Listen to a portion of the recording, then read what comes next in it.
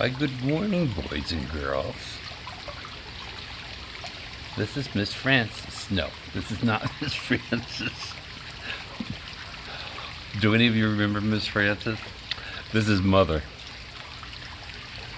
from sunny Florida. Again, it's rather repetitive this time of year, but it's just absolutely freaking great. You can see there's no many little leaves in my pool because the pool people come on Monday morning, so that's nice. Got that out of the way, waiting around for them so I can come into a clean pool. I mean, it was clean, it's just a few leaves, but because of the vegetation I have in here. So when the wind blows, like it did one night last weekend, I always get some stuff in the pool. It's not a big deal. The water's still clean. Miss Frances, by the way, had a program back in the early 50s. It was called Ding Dong School, and it took care of little, I think it was mostly made for kids, probably preschool or kindergarten age. And if you, like me, who were 10, I had to learn how to count. And so Miss Frances helped us with those. She could either be seen as a TV preschool teacher or a special ed teacher.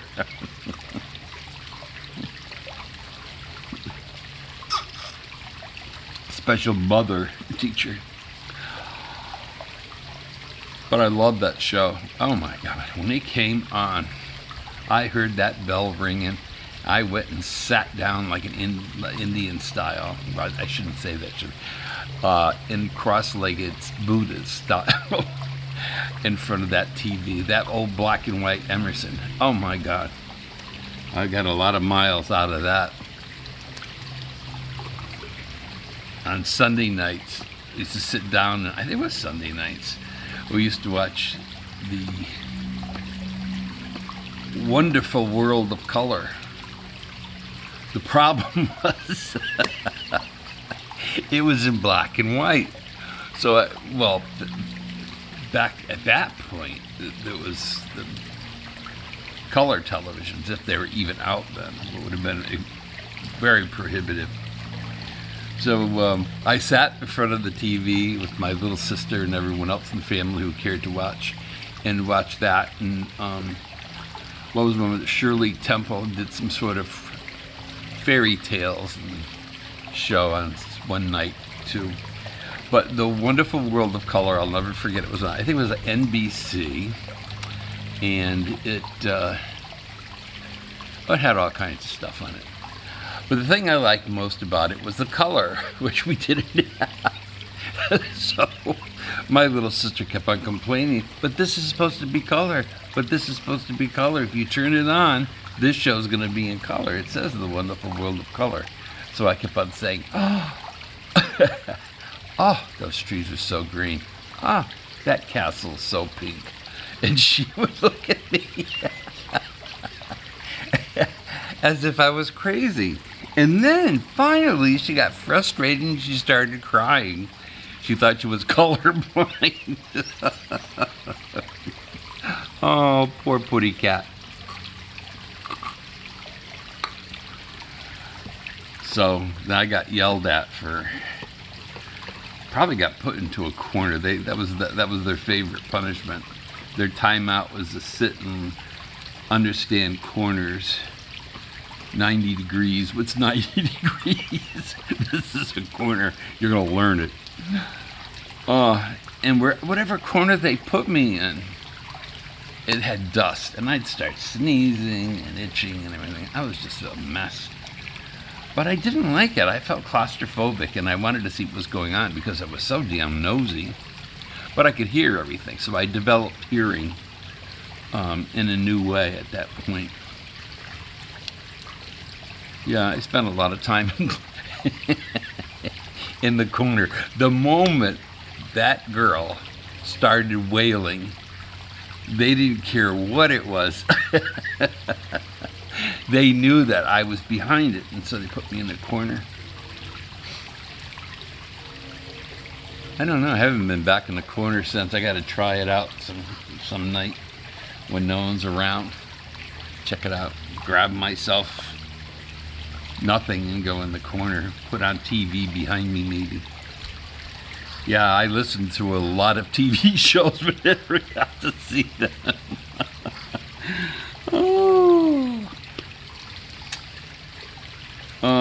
I loved old TV shows.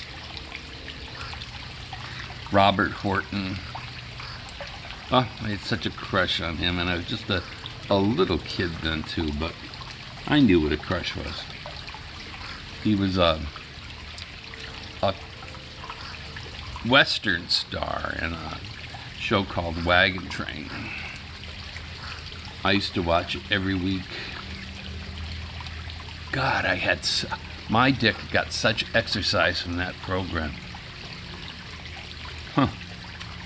In one episode, they dared to bare his chest. Oh my God. Ever since then, any man with a rug on his chest was good enough for me. So anyhow, yeah. I always wondered what happened to dear Robert Horton.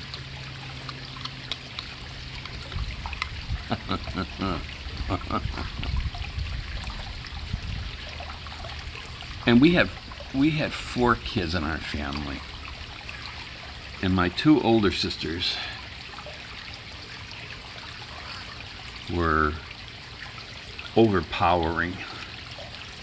And if they wanted to watch something on TV, we had to give in to it. And so they watched all kinds of weird stuff and listened to radio. They were still into radio. They were brought up on radio, so yeah, really, can you imagine? I listened to some radio as a kid. I mean, with them, and I remember some shows on the radio, but they grew up with radio. But when TV came on, they liked shoot 'em up cop things, and of course Route 66 when that came out. With Cookie Burns,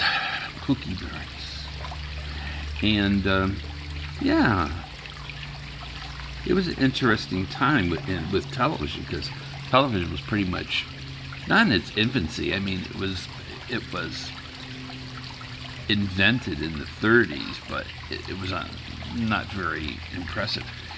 So by the time 50s came around, God, the screen had to be up to 12 inches. And so that was quite the thing. I mean, if you were watching something with panoramic views, you got a better understanding of what they were. Now we talk about pixels. Back then, looking at any program was looking at a checkerboard. There were these, I mean, you could actually see the friggin' little squares if you got up close enough. And it was just the squares turned from different shades of gray. Oh, it was awful. So you couldn't tell. I used to, if you didn't watch the introduction to the news and stuff, and you knew that one newsman, like, I don't know if Walter Cronkite was around that early, but he had a mustache, so you'd know that, or someone else had glasses, or there was one of them that was a duo, the Huntley-Brinkley Report, and so you knew that there was the 2 of them. But they didn't get, my family did not get a color TV until after I left, and the reason why is that my mother said, as long as you're in this house, we are never going to have a color TV. It was punishing me. She was punishing me for all the horrible things I did in my youth. And, well, I didn't think I was a bad kid. I was never picked up, well, no, I was never picked up by the cops. so that's good. I never got into that kind of trouble. I used to skip school out of boredom. Yes. But no, I mean, I was a pretty good kid.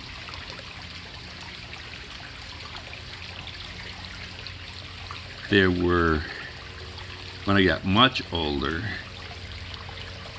we started having,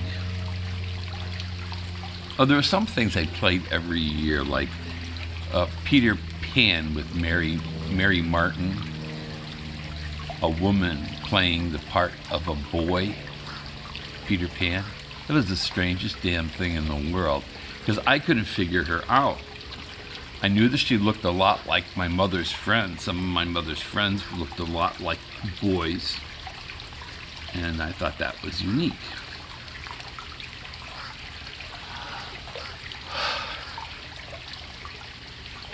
The Smothers Brothers came on. Oh, it was that Ed Sullivan show. Oh my God.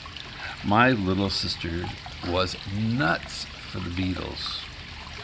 She was crazy. I was into folk music. I loved folk music. Seeger, Peter, Paul, and Mary.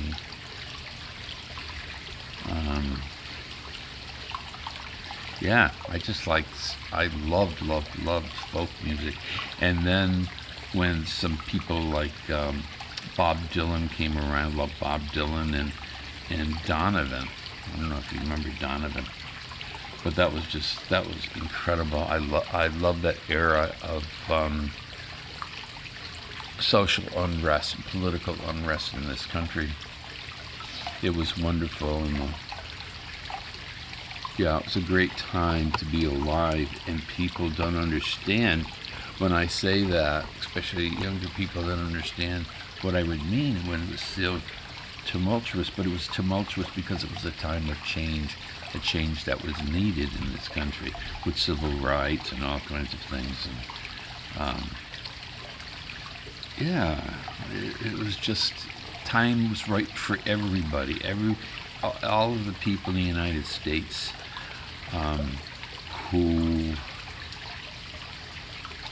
were oppressed by the system and by the powers to be came alive, and we had the migrant workers and farm or agricultural workers in California who united behind Cesar Chavez and their union, and that was a beautiful thing. And some changes were made there, and people's lives, millions of people's lives improved. And with the civil rights movement, I remember watching in front of the TV, and I think it was on a morning at the end of summer vacation, and I was watching Martin Luther King and the March on Washington, and I watched his famous speech. People like Marian Anderson, who lived in our state, came to our high school, and we all knew, because the teachers explained to us what an important person she was. We only had, I think, 2 kids, a boy and a girl, in the student body who were black. And so when Marian Anderson came, people were incredible. And then I remember in that school, people walked out of classes the day that King was shot. Yeah. And that's the kind of school environment it was. And there were negotiations with the administration on when we could go back to school and what changes had to be made in that school. And it worked. And so everyone was given a voice. Even the Kent State They called them riots. They weren't riots. They were demonstrations where some of the students were killed. The Democratic National Committee in Chicago, I think it was the summer of, 68? Yeah. And there were problems, tons of problems there, and the FBI was messing up on people, and it was a mess. It was just a terror. It was a good time. You know, these, like, Dickens, was it Dickens? No, who wrote Tale of Two Cities? I want to say Dickens, but I don't think it is. These are the best of times. These are the worst of times. You know. Yeah, nothing is solid and posted. Everything's in transit, and what makes times like that the best is because everything is in a state of change, a state of flux, and it's like if someone coming along and watching a huge chess game that's been going on for 300 years and enters a room of young people and they run up to the board and they just throw it and the pieces up in the air. Wow. You know? Yeah, it was like that. It was a kind of a hold your breath moment. But everything went up in the air and came down, and where it landed, that's where we started building from again. It's when, soon after that, Nixon was pretty much forced to leave office. So it was a crazy time. Why am I getting so serious today? It was also the time for the, I think it was 68 or 69, the Stonewall. Again, they called them riots. I'm not sure there was so much riots, as it started out as demonstrations in New York, in the village, the West Village. Yeah, it was a time for everyone waking up and saying, hey, enough's enough, huh? Religion was going through a big-time Catholicism right after Pope John the 23rd. My goodness, he did the whole ecumenical council and started a dialogue with other faiths. I mean, it was amazing. So yeah, it gave a sign of hope to a lot of people that things were going to change, and that the old traditions that were so wrong would change. And unfortunately, some of those traditions and some of those feelings and false beliefs, I wouldn't say fake beliefs, but they're false beliefs, are still in play today, and it's a hard thing to get through because of ignorance.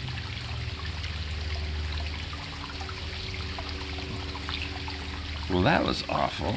I was in such a cheerful mood, and I came out with that. What, from Miss Ding Dong School, Miss Frances. Yeah. I'll blame it on Miss Frances. Put me in a corner. All right, I gotta go. So you all have a nice day. Out of drowning me out with the hose, so you wouldn't be able to hear me anyhow. Love you. Ciao. Please give me a thumbs up and subscribe if you would. Thank you. Bye.